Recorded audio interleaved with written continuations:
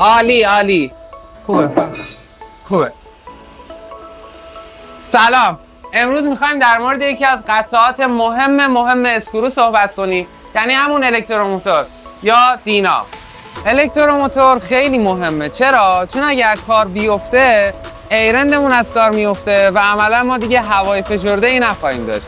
پس توی انتخاب الکتروموتور و نگهداریش خیلی باید دقت کنیم. و اما نکاتی که میتونه برای الکتروموتورمون مشکل ایجاد بکنه. اولین مورد ضربه‌ایه که موقع روشن شدن به الکتروموتور وارد میشه. حالا راهکار چیه؟ راهکار اینه که از اینورتر استفاده بکنیم. مورد دوم پشت گوش انداختن به موقع گریسکاری بولبورینگ‌های عقب و جلوی الکتروموتوره. نشونش چیه؟ صدای غیرعادی و غیر معمولی از الکتروموتور. راهکارش هم اینه که به موقع گریسکاریشون رو انجام بدیم. خیلی ساده است. و اما نکته سوم داغ شدن بیش از حد الکتروموتور یا همون دیناممونه.